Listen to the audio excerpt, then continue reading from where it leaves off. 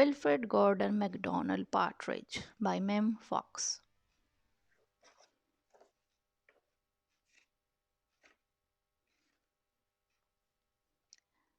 There was once a small boy called Wilfred Gordon MacDonald Partridge. And what's more, he wasn't very old either.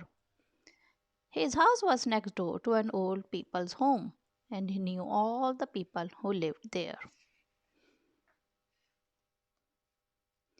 He liked Mrs. Jordan, who played the organ.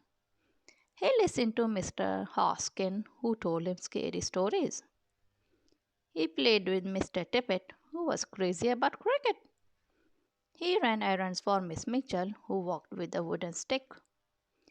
He admired Mr. Drysdale, who had a voice like a giant.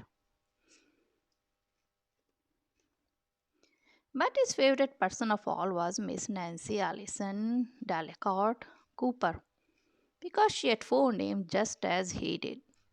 He called her Miss Nancy and told her all his secrets. One day, Wilfred Gordon heard his mother and father talking about Miss Nancy. Poor old thing, said his mother. Why is she a poor old thing? Asked Miss Wilfred Gordon. Because she has lost her memory, said his father. It isn't surprising, said his mother. After all, she is 96. What's a memory? Asked Wilfred Gordon. He was always asking questions. It is something you remember, said his father. But Wilfred Gordon wanted to know more, so he called on Mrs. Jordan, who played the organ. What's a memory? He asked. Something warm, my child, something warm. He called on Mr. Hoskin, who told him scary stories. What's a memory? He asked. Something from long ago, me lad, something from long ago. He called on Mr. Tippet, who was crazy about cricket. What's a memory? He asked. Something that makes you cry, my boy, something that makes you cry. He called on Miss Mitchell, who walked with a wooden stick. What's a memory? He asked. Something that makes you laugh, my darling, something that makes you laugh. He called on Mr. Drysdale, who had a voice like a giant. What's a memory? He asked. Something as precious as gold, young man, something as precious as gold. So Wilfred Gordon went home again to look for memories for Miss Nancy because she had lost her own.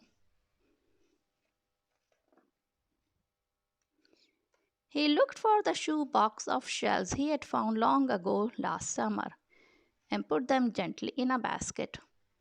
He found the puppet on strings which always made everyone laugh, and he put that in the basket too. He remembered with sadness the medal which his grandfather had given him, and he placed it gently next to the shells. Next he found his football which was as precious as gold. And last of all, on his way to Miss Nancy's, he went into the hen house and took a fresh warm egg from under a hen. Then Wilfred Gordon called on Miss Nancy and gave her each thing one by one. What a dear strange child to bring me all these wonderful things, thought Miss Nancy. Then she started to remember. She held the warm egg and told Wilfred Gordon about the tiny speckled blue eggs she had once found in a bird's nest in her aunt's garden. She put a shell to her ear and remembered going to the beach by tram long ago and how hot she had felt in her button up boots.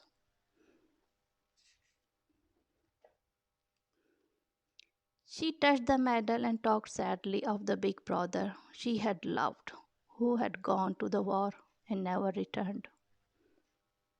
She smiled at the puppet on strings and remembered the one she had shown to her sister and how she had laughed with a mouthful of porridge.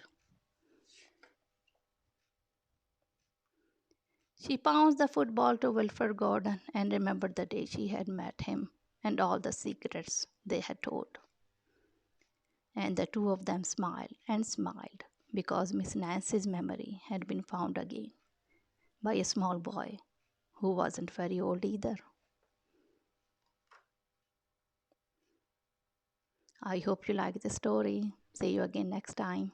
Bye. Thanks for watching. Drop a like, leave a comment, and don't forget to subscribe. Bye!